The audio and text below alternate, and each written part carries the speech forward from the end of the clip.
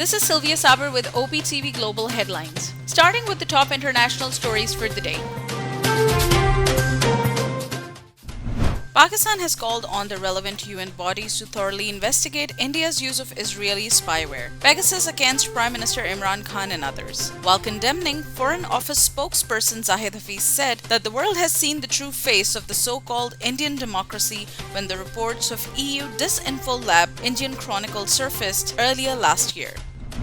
In Indian illegally occupied Jammu and Kashmir, Indian troops in their fresh act of state terrorism martyred 2 Kashmiri youth in Bandipora district during a violent cordon and search operation in the Samlar area of the district. The Indian forces have also blocked all entry and exit points of the area. US Secretary of State Antony Blinken will speak next week in India about supporting Afghanistan as worries grow in New Delhi about Taliban gains amid the end of the 2-decade US military mission. Blinken will meet Prime Minister Narendra Modi and Foreign Minister Subramanyam Jaishankar on the trip Wednesday and afterward hold separate talks in Kuwait. The Taliban's claim to hold 90% of Afghanistan's borders is an absolute lie, according to the Defense Ministry. The Defense Ministry insisted that government forces are in control of the country's borders and all main cities and highways. Afghan lawmakers voiced alarm that their air force was depleted in the face of a Taliban offensive as they asked the United States to finalize assistance ahead of a troop withdrawal. Senior Afghan MP Haji Ajmal Rahmani said that 1/3 of the 150-strong fleet was already grounded due to maintenance issues. Canada has announced that it would resettle Afghan interpreters, embassy staff, and their families amid a dynamic and deteriorating situation in Afghanistan, saying they had become targets of the Taliban. Immigration Minister said that several thousand people would be eligible and the first arrivals would be landing in Canada very shortly. U.S. Congresswoman from Minnesota, Ilhan Omar, wants U.S. President Joe Biden's administration to set up a special envoy to combat Islamophobia. Letter from 24 progressive House lawmakers asks Biden administration to create new role amid rising anti-Muslim attacks. Up next, we have the national updates. Director General of the Inter-Services Intelligence, Lieutenant General Faiz Hamid arrived in Beijing to hold strategic talks with Chinese officials. Foreign Minister Shah Mahmood Qureshi is already in China for a 2-day visit. The visit of high-ranking Pakistani officials holds significance after a tragic incident in Upper Kohistan where 9 Chinese nationals working on Dasu hydropower project were killed. Chief of Army Staff General Qamar Javed Bajwa has visited Shingri Bagh village to offer condolences to the family of martyred military officer Captain Basit Ali. The young military officer from the 28th Baloch Regiment was martyred during an exchange of fire with militants in Zeva area of Kuram Tribal District on July 12th. Prime Minister Imran Khan has promised the people of Azad Kashmir that his government will hold a referendum in which they can choose to join Pakistan or become an independent state if they wish. Addressed an election campaign rally in Officail, he rubbished talk of him wishing to turn Azad Jammu and Kashmir into a new province of Pakistan. The electioneering in the Azad Jammu and Kashmir has come to an end at midnight of July 24th as polling will be held in the region on July 25th. 32,200 civil armed forces, 5,000 policemen and at most 7,000 personnel of Pakistan Army will be deployed for security during the AJK election 2021 process. Further, over 3.2 million voters will exercise their right to vote to elect members of Azad Kashmir Legislative Assembly for a 5-year term. Terming July 25th as a test for the Kashmiris, Pakistan People's Party chairman Bilawal Bhutto Zardari asserted that his party was bound to clinch a sweeping victory if polls were held in a free, fair and transparent manner. He maintained that both Prime Minister Imran Khan and PMLN Vice President Maryam Nawaz would forget the Kashmiris after holding rallies during the election campaign, but PPP has a relationship of sacrifices with the Kashmiris. Up next, we have the health updates.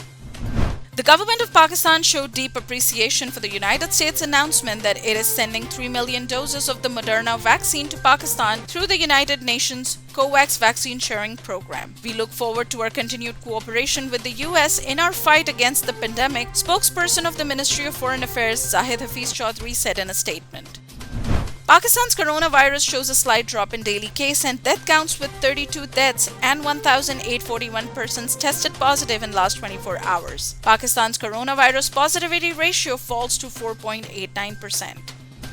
Up next, we have the sports updates. Pakistan's cricket coach Misbah-ul-Haq has pinned hopes on team to perform better in the forthcoming T21 series against West Indies compared to the disappointing performance in England. The head coach, while talking to the media, said the players were coming into the one-day series against England after playing the T20 format, so it was difficult for them to get adjusted quickly. Avishka Fernando and Bhanuka Rajapaksa hit half-centuries as Sri Lanka beat India by 3 wickets for a consolation win in the rain-hit third one-day international. However, India won the 3-match series 2-1. Sri Lanka collected 10 Super League points for the 2023 World Cup qualification and won their first ODI against India since 2017. Pakistani badminton player Mahur Shahzad lost the badminton opener playing against her Japanese opponent Akane Yamaguchi in Tokyo Olympics. The Pakistani badminton champ tried giving hard time to her opponent in the second, but only to lose that too by a score of 21-8. Up next, we have the entertainment updates. Pakistan's showbiz couple Yasir Hussain and Iqra Aziz have welcomed their first child together. Taking to Instagram, the actors shared an adorable snap of their son's hand and revealed that they named him Kabir Hussain. Pakistan's singing sensation Aima Baig is now engaged to Shehbaz Chigri, and fans can't keep their excitement down. Various celebrities, including Aima's best friend Hania Amir, Ali Rahman Khan, Bilal Saeed, Uzair Jaswal, Yasir Jaswal, and Usman Mukhtar attended the ceremony. Pakistani model Lareh Butwal passed away at the age of 27 after suffering from a tragic car accident. The incident happened in Balakot. Up next, we have the business updates.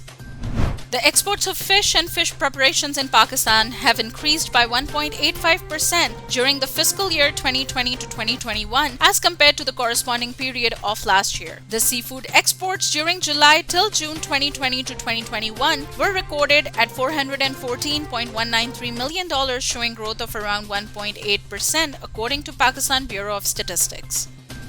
Imports of crude oil have increased by a whopping 317% in May, which translated into higher than expected production of petroleum products by local refineries of Pakistan. Data of Pakistan Bureau of Statistics showed that imports of crude oil increased 316.9 pc in value, over 99.93% in quantity during the month.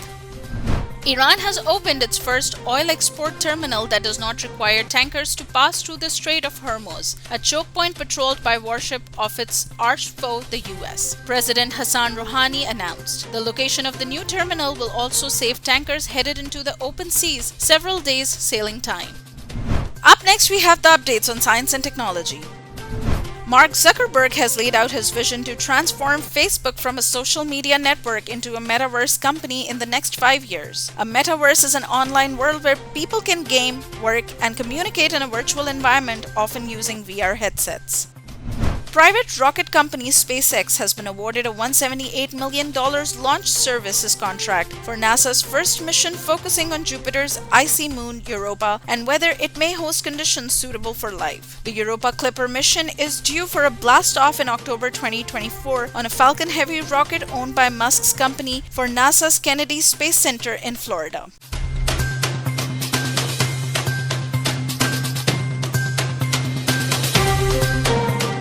That's all from this bulletin. For more updates, do stay with us and keep watching OpTv Global.